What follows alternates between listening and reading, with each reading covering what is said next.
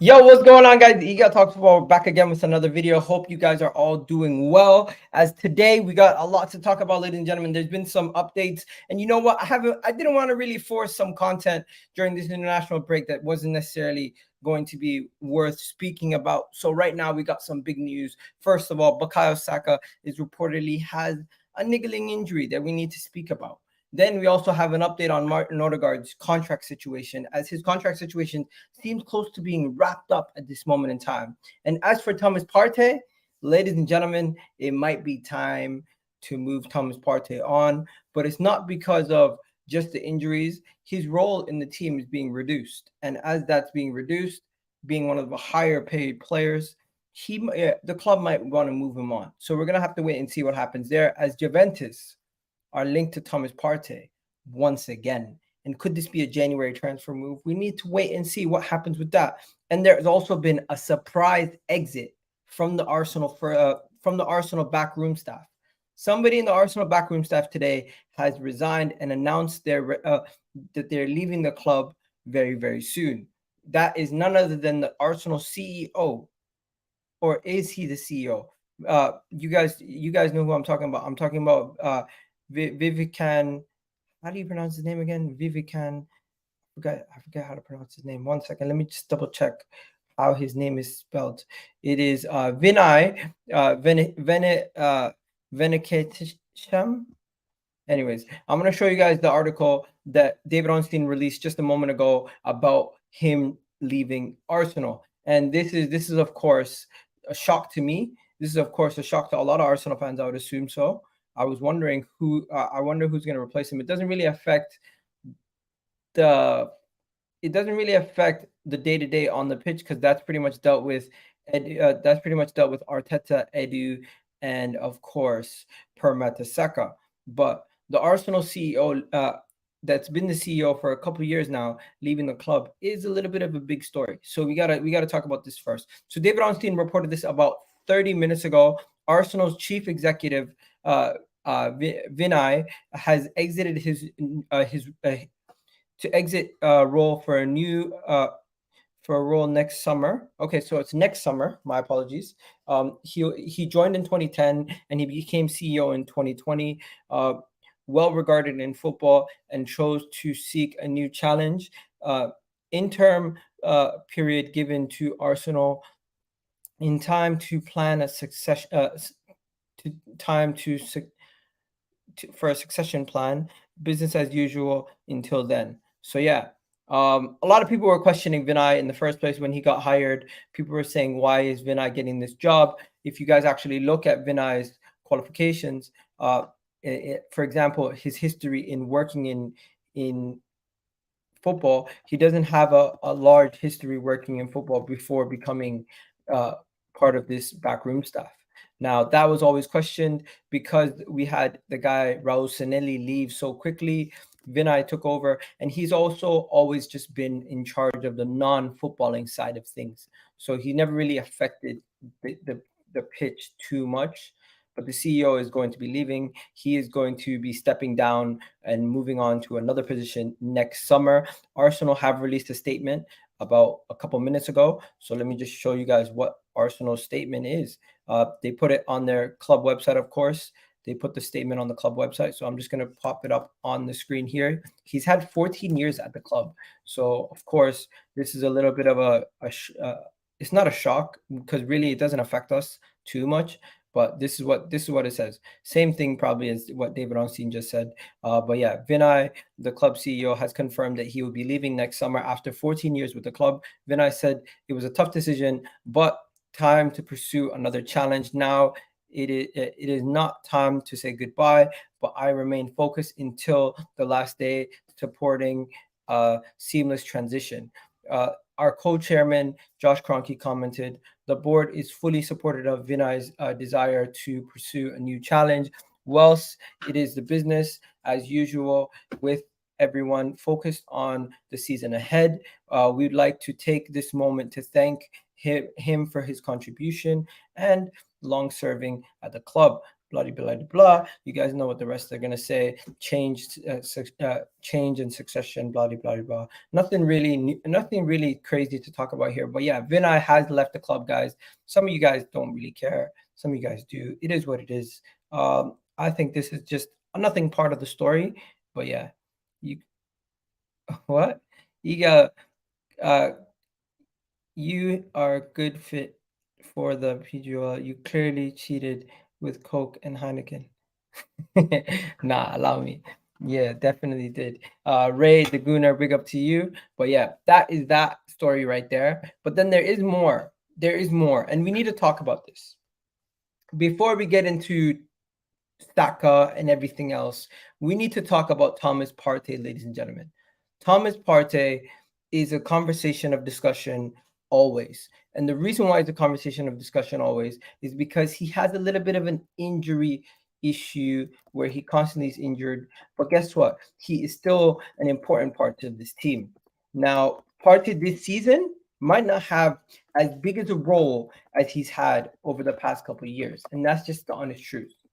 So I want to know what you guys think we are going to do with Thomas Partey before we go into the article about what's going on with Thomas Partey. Now, Arteta had a meeting last week in which he agreed, reportedly from Football Trends. These are some of the reports coming out. So I'm just going to show you guys the reports that are coming out, and we're going to go from there. Big up to everyone. He was a problem as a CEO. Trust me. Okay. There you go. Lazy 98 says he was a problem. Hope everyone in the comment section can hear me loud and clear, and because I'm not seeing too many comments coming through right now. But yeah, Thomas Partey and Mikel Arteta met this week, in which it was agreed that Arsenal should list offers for the Ghanaian in January transfer window, as reported by Football Transfers. I don't know if they're the most reliable source. Actually, I can tell you they're not the most reliable source. So this right here is not the most realistic option. But this one here is. Juventus are lining up Arsenal's Thomas Partey as the replacement for Paul Pogba, who could be sacked from the club as he has been found to breach anti-doping rules. Now, it is sad what's happened to Paul Pogba. His career has gone absolutely down the drain, and unfortunately, he might be facing a 2 to 4 year ban for doping. Apparently, they found traces of testosterone, which is like a drug that helps you enhance your performance. And of course, it's a natural hormone, but he had too much of it, which had traces of doping. Now, I don't know enough about that whole the whole part about Pogba, but one thing I can tell you is Arsenal would be now interested in listening to offers, and they were interested in listening to offers in the summer, but they never got an offer that was worthy enough to sell the player. And also, they always said if we were to sell Thomas Partey, we would be bringing in an adequate replacement. Now, here's my thing. I love Thomas Partey. I don't necessarily want to just sell him for a bag of chips. That is not what I'm here to say. But I think we should be considering looking at potentially moving past Thomas Partey. We already have Declan Rice. We have Jorginho. Those are two players that are serviceable. Now, you're going to say, if Declan Rice gets injured, Jorginho is not good enough to cover for Declan Rice. I understand that. But in the same situation, you're going to be giving Thomas Partey 200 and whatever many K a week to be a player who's rotated in and out. It's I don't know how much longer he's going to be at the club.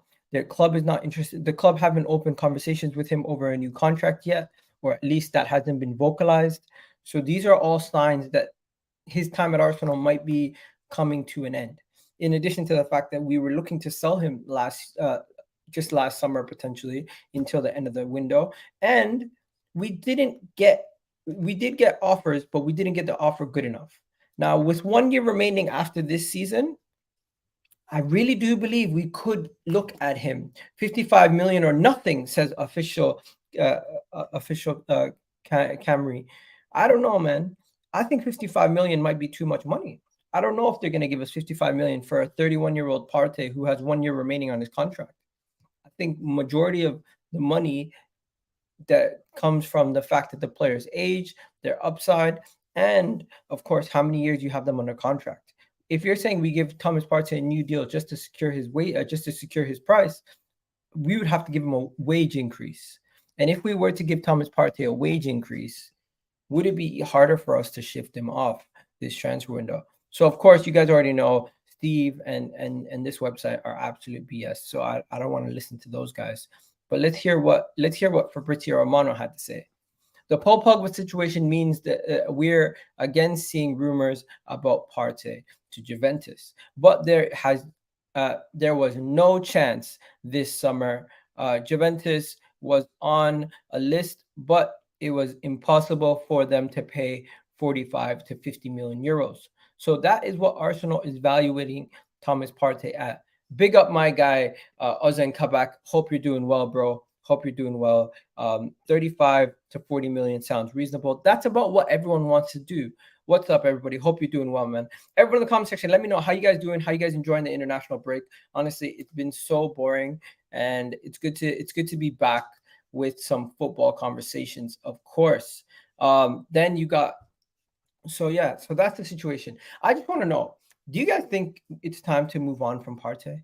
Like, I personally think his role in the club is going to be seriously diminished to a lot lesser of a role. And it's going to be a situation where now that his role has been diminished, we're going to see him potentially be moved on a lot quicker. And with that being said, you're no longer going to see these guys just going crazy for him. So I personally wouldn't be surprised if the club sold him. That's just me. I want to know what you guys think, though. Give me your comments in the comment section right now. Let me know what you guys think. And yeah, it's a wonderful Thursday afternoon, and I'm just relaxing at this point. Please destroy Everton. No more Goodison Park Judge. Yeah, man. Are you crazy to want to lose Partey? No, no, no, no. Don't say that. I'm not saying sell him now. I want to get rid of him. I'm just merely saying his role in the team is being diminished. He's 31 years old. It's a situation where he's still one of our highest paid players, and we're not looking to give him a new contract. He has 1 year remaining. It's only logical that you move him on rather than just not get no return for Thomas Partey. It's just a logical move. He can move on in the summer. I think that's a fair point.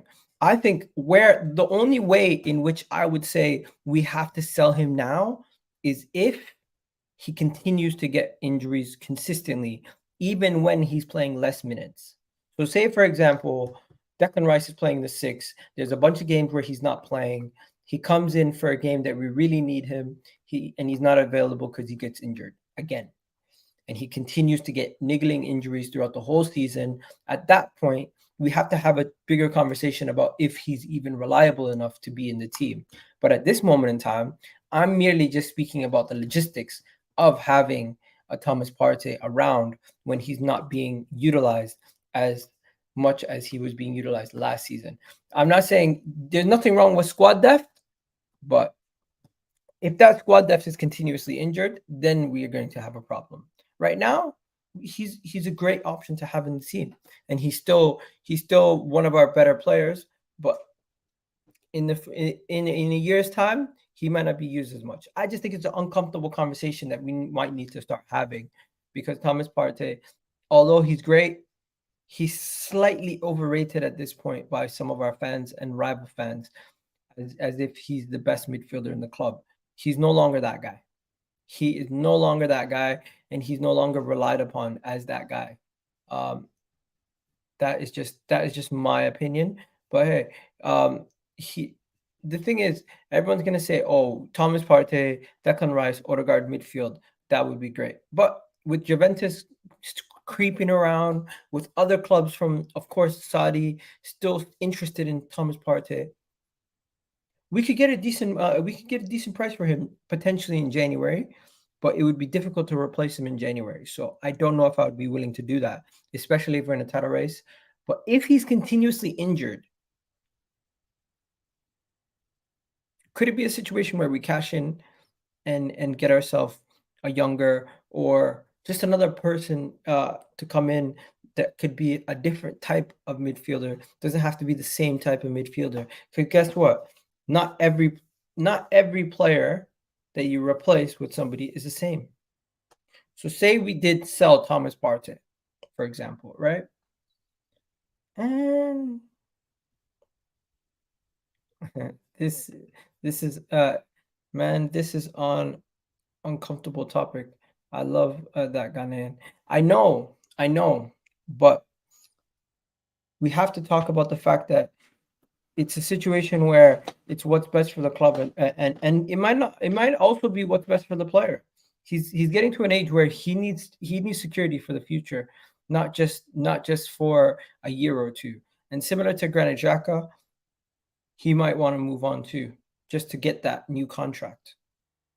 But yeah, I think this is a conversation that we need to look into. Some of you guys might not be that happy to talk about this topic. I get it, but it is something we need to discuss, as I feel like it is uncomfortable conversations that are not being had at this moment in time. We're having all these conversations about Kai Havertz. We're having all these conversations about other players, but we're not really having the big conversation about the man himself, Thomas Partey. Okay, so let's get into the next one. Next topic of the day is none other than Martin Odegaard. Martin Odegaard, Arsenal keep working on Martin Odegaard's new contract with optimism. It is reported that some reports coming out that Martin Odegaard has apparently already signed a new deal and everything is already done. But until it's put pen to paper, we know not to trust reports, because we've seen it before with the likes of Alexis Sanchez, Aaron Ramsey. We've seen reports where guys, new deals are done, blah, blah, blah, blah, and then nothing ends up happening or coming from those deals. So we just got to wait and see. We got to have a level of patience, because these things don't happen in a day. They take some time. They don't just snap your fingers and get done. So we're gonna have to wait and see. But Martin Odegaard, reportedly from Alan Sports, who's the head of Arsblog, has reported that Arsenal have pretty much done and dusted their new deal. It's basically done. Martin Odegaard's new deal is basically done and is likely to be announced next week, or if not sooner. So this is great news, ladies and gentlemen. We are now given Bukayo Saka, Martin Odegaard, Gabriel Martinelli, Gabriel Magalhaes, Ramsdale, and looking to give Ben White a new deal. This is amazing. We are securing our future. We are securing the signing.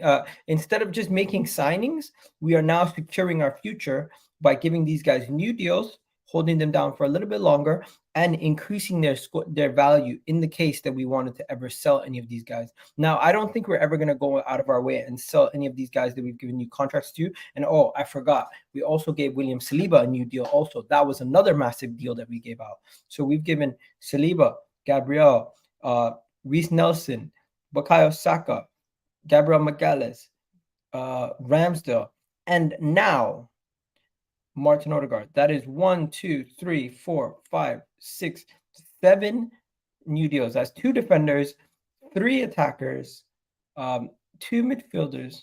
Sorry. Okay, so Gabriel Magalhaes, William Saliba. Then you go to Ramsdale, so that's 3 defenders. Then you go to attack. We gave Martinelli, Bukayo Saka a new deal. That's another 5. So now, if we're going to give Martin Odegaard a new deal, Reece Nelson a new deal, that's going to be 7 new deals. Wow. We're just giving out new deals left, right, and center. And this is beautiful, because these players want to stay. They want to secure their future at Arsenal Football Club. And this is what we needed to do. Oh, we also gave Eddie a new deal, but that was a long time ago. We gave Eddie a new deal a long time ago. I'm not too worried about that. 30 million. What a bargain for Madrid. 110%. That was an absolute steal from Madrid. And we did outstanding to get that done. I've always said to myself, that was a good job that we did what we did there, because I didn't think we were going to get him for so cheap. And we did end up getting him for a pretty good price. So that was a win-win in that situation. Of course, we know it's the international break, and Arsenal have released their 25-man squad. And there's some other rumors about some stuff, but nothing really goes and screams out we have to talk about that, except for the Bukayo Saka injury.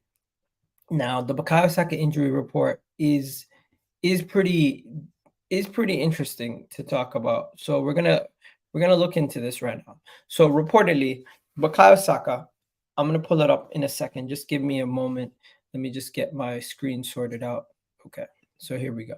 So this is the main reason why I wanted to do this video. I wanted to talk about Bukayo Saka's injury.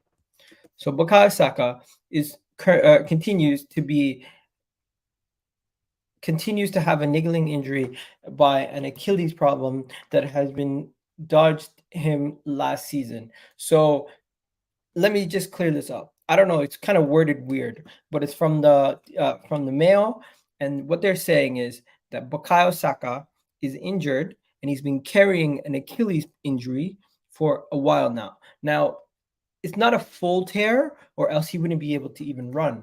Achilles, you need, if you don't know, the Achilles is between your ankle and the back of your heel. It's right there in the back of your foot. That's where your Achilles is.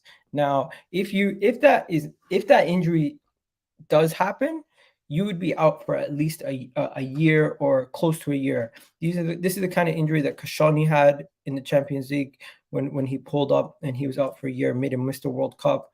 This injury is a very serious injury, and it could cause you a year worth of time out. Now, he doesn't have an actual Achilles tear or an Achilles injury yet.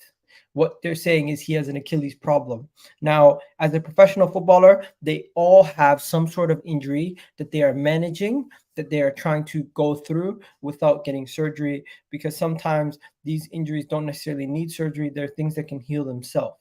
So if you look, there's been numerous reports of other players who have had similar injuries or injuries in the team, and they've continued to play with it. Now, for example, this is an Arsenal fan. My boy, he's a doctor. He himself was telling me he's not too worried about this, and he said that Martin Odegaard has dealt with niggling, partial tendency past in both his knees since he was 16. All about proper management at the elite levels. So even if you have these kind of injuries, if it's properly managed, you can be very serviceable and still okay to continue to play as normal. Now, if we see a situation where Bukayo Saka's performances dip due to these injuries, it might be a time that Mikel Arteta has to manage him a little bit better and take him out of the firing line. Maybe start Jesus on the right wing. Maybe start Trossard, Reece Nelson, somebody else than Bukayo Saka. He doesn't have to play every single minute of every single game.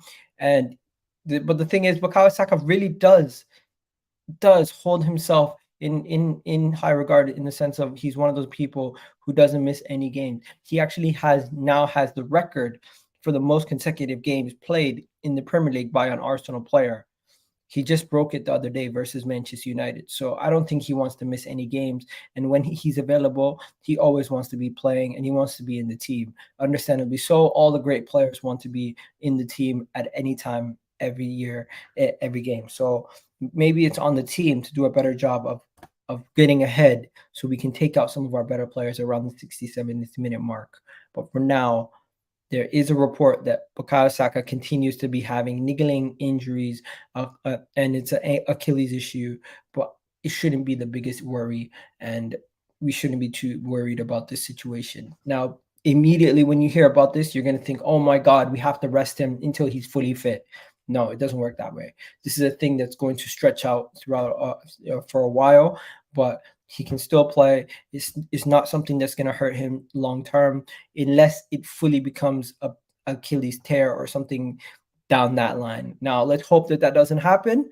But for now, this is a report. I hope that Mikel Arteta manages him a little bit better, and of course, that he takes care of his body and gets himself the strengthening and conditioning that he needs to fully heal from that Achilles problem.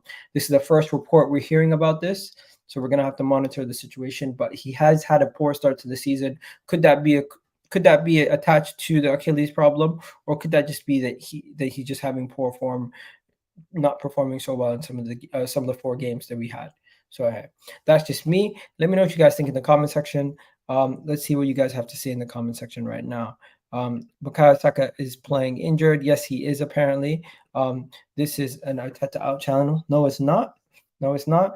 If Saka has such a serious injury, why utilize him in every game last season?